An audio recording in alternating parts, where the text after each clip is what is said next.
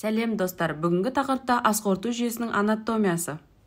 Оны екі бөлімге бөліп қарастырамыз. Бүгінгі бөлімде ауыздан бастап асқазанға дейін талдаймыз. Ауыз кіреберісі, оны вестибулум орис деп айтамыз. Алдынан еріндер және ұрттардан, ал артынан қызылек пен тістерден шектелген шағын кеңістік. Еріндер лабия, қабысқан шеттері езулермен аяқталатын және де көлденең орналасқан ауыз саңылауын шектейтін бұлшықетті қатпар. Ұрттар, олар букка деп айтамыз, сыртынан термен ішкі жағы шырышты қабықпен жабылған, қызылиек, гингива, қалың тығыз шырышты қабықпен қапталған, төменгі және жоғарғы жақ сүйектердің ұяшықтық өсінділері қызылиектің шырышты қабық тістер мойнын қаптап тұрады.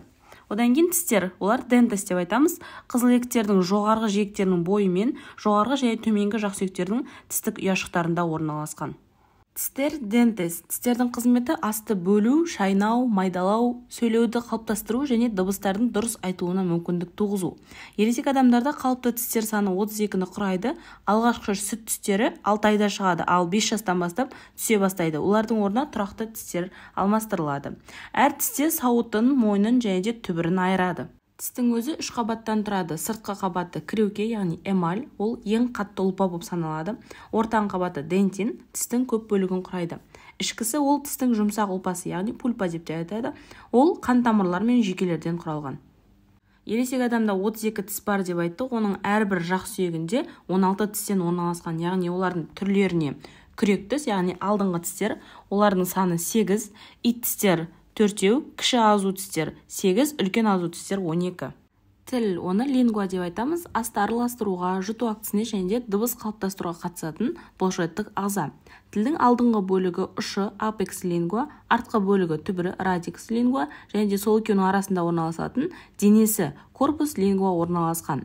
Жоғарғы таңдай мен жұтқыншаққа қараған қабырғасы тіл арқашығы деп айтамыз, яғни дорсум лингва. Төменгі беті инфериор лингва. Тілдің тек ұшы мен денесінің алдыңғы бөлігінде ғана көрінеді. Бүйір беттері тілдің жиектері марго лингва деп аталады. Тіл арқашығының бойымен артында тұйықталып соқыр тесікпен форамен цекум лингва бітетін ортаңғы жүлге сулькус медианус өтеді. Соқыр тесіктің екі жағында тілдің түбірі мен денесін бөліп тұрған шекаралық жүлге, яғни сулькус терминалис орналасқан. Келесі тіл бүртіктерін айтамыз. Папилля лингва деп айтамыз. Ол 4-ке бөлінеді. Біріншісі конус тәрізді және де жіп тәрізді. Папилля коница et папилля филиформис. Ең көбі және де тіл арқашығында орналасады. Екінші саңырауқұлақ тәрізді бүртіктер. Папилля фунгиформис. Ол тілдің ұшы мен бүйір беттерінде жайғасқан және де конус тәрізді мен жіп тәрізді бүртіктерден кейін екінші орында тұр. Үшінші жапырақ тәрізді бүртіктер. Папилля фолиаты. Ол тілдің бүйір беттерінде орналасады. Төртінші науашық тәрізді бүртіктер. Папилля валяты. Ол бүртіктер арасындағы ең азы және де ең ірісі болып табылады. Олар рим цифрмен В тәрізді шекаралық жүлгенің алдында орналасқан. Тіл түбіршігінде тіл бадамшасы тонзилля лингуалис құратын лимфа түйіншелерінің шоғырлары жатыр. Таңдай, оны палеатум деп айтамыз. Ауыз қуысының жоғары қабырғасын түзеді. Екі бөліктен, сүйек тіннен құралған қатты таңдай және де жұмсақ таңдайдан тұрады. Шырышты қабығы барлық таңдайды жауып, қатты таңдаймен тығыз бітісіп артынан жұмсақ таңдайға жалғасады. Екі жағынан жоғарғы жақ сүйектің ұяшықтарына өтіп, қызылиекті түзеді. Қатты таңдай, палеатум дурум. Жоғарғы жақ сүйектердің таңдайлық өсінділерімен таңдай сүйектерінің горизонтальдық табақшаларынан құралған. Ол таңдайдың алдыңғы 3-тен 2 бөлігін құрайды. Қатты таңдайдың ортаңғы сызығы бойымен таңдай жігі рафе паляты өтеді. Одан екі жаққа қарай балаларда өте жақсы жетілген көлденең қатпарлар шығады. Жұмсақ таңдай палеатум молле. Таңдайдың артқы 3-тен 1 бөлігін құрайды. Жұмсақ таңдай таңдайдың жалпы сіңірімен бұлшықеттерінен құралған аңқаны түзуге қатынасады. Және де жұмсақ таңдайдың шырышты қабығы жұтқыншақтың мұрындық бөлігі шырышты қабығының жалғасы болып келсе, ал алдында қатты таңдайдың шырышты қабығына өтеді. Жұмсақ таңдайдың бүйір жиектерінен 2 доға шығады. Алдыңғы таңдай тіл доғасы аркус палеатоглоссус және де артқы таңдай жұтқыншақ доғасы аркус палеатофарингеус. Доғалар ішінде таңдай бадамшасы танзилия палеатина жатқан бадамшалар шұңқыршасынан фосса танзиляристен шектейді. Ауыз бездері, оны гландуля орис деп айтамыз. Ол 3 безден құралады. Тіл асты безі, жақ асты безі және де шықшыт безден құралады. Шықшыт безі гландуля паротидея ең ірі сілекей безі.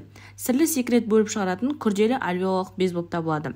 Ол тері астында төменгі жақсүйек тармағының сыртқы жиегі бойында орналасқан, үстінде бетсүйектік тоғыға дейін жетеді. Шығаратын түтігі беттің алдыңғы жиегінен шығып, ауыз кіреберісінің екінші жоғарғы үлкен азу тістің тұсына ашылады. Келесі тіл асты безі, гландуля сублингуалис, шышты секрет бөліп шығаратын альвеолалық түтікті без. Ол жақ тіл асты бұлшық үстінде, ауыз қуысы шышты қабығының астында орналасқан. Без алдыңғы жиегімен төменгі жақсүйек денесінің ішкі бетіне, ал артымен төменгі жақсүйек асты безіне жақындайды.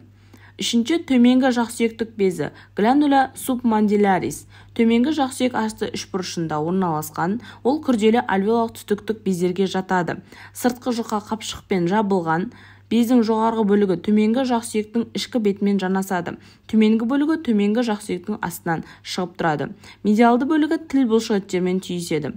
Бездің алдыңғы бөлігінен тіл асты бүртігіне, тіл жүгеншігі жанында шағын тесікпен ашылатын төменгі жақсүйек асты түтігі шығады.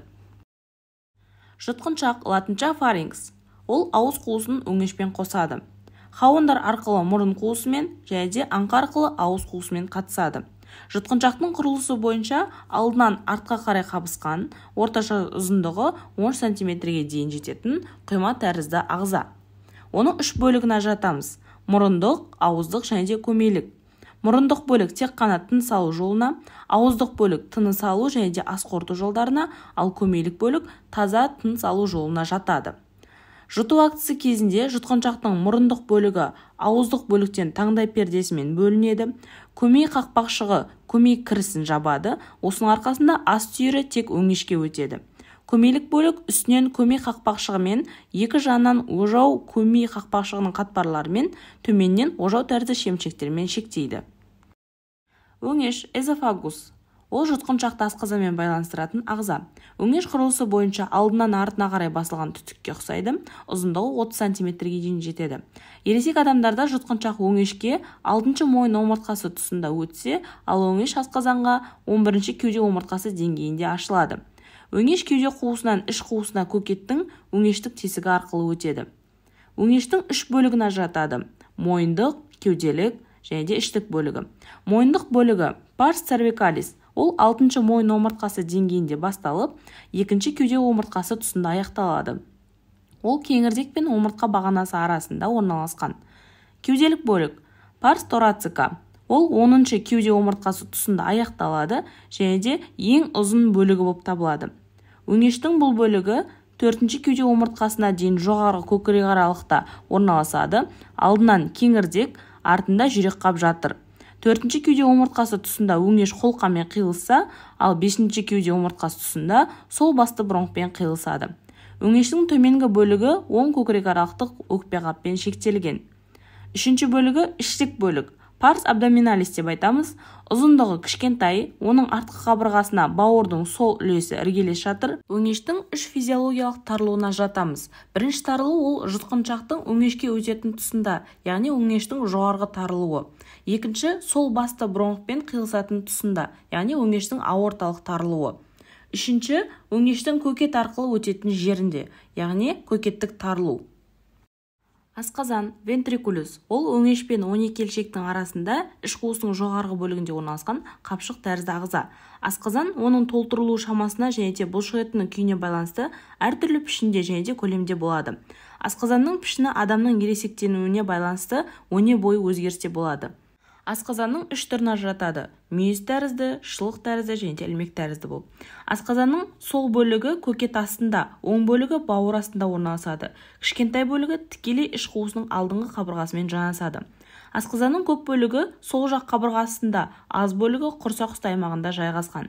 Жүректік тесік, яғни кардиалық бөлігі 10-ші кеуде омыртқасының сол жағында, ал қақпа тесігі 12-ші кеуде немесе 1-ші бел омыртқалары денесінің оң жағында орналасқан. Асқазанның шығатын және де кіретін тесіктерінің аз қозғалуынан ішастармен байламдар арқылы бекітілгеннен көп қозғалмайтын ағза. Асқазанның бөліктеріне түбі фундус вентрикули, денесі корпус вентрикули, жүректік кардиалдық бөлігі парс кардиака және де қақпалық парс пилорика бөліктерін ажыратамыз. Және де үлкен иіні курватура вентрикулер майор және де кіші иіні курватура вентрикулер минор. Өңеш асқазанға кардиалдық тесік арқылы ашылады. Асқазанның өңеш кіретін айналасының аймағын кардиалдық бөлік деп те атайды. Оның сол жағында күмбез тәрізді шығыңқы асқазан түбі жатыр. Асқазанның кіші иінінде бұрыштық түлік, инцизура ангулярис бар. Қақпалық бөлікте қақпалық үңгірді антрум пилорикум және де қақпа өзегін каналис пилорикумды ажыратады. Қақпа өзегі 12 елішекке жалғасады, араларының шекарасын дөңгелек жүлге. Түбі кардиалдық және де пилорикалық бөліктері асқазанның денесін түзеді. Сіздермен бірге медицина әлемі каналы. Пайдалы ақпарат болған болса лайк басып, сұрақтарыңыз болса комментарияға жазыңыздар.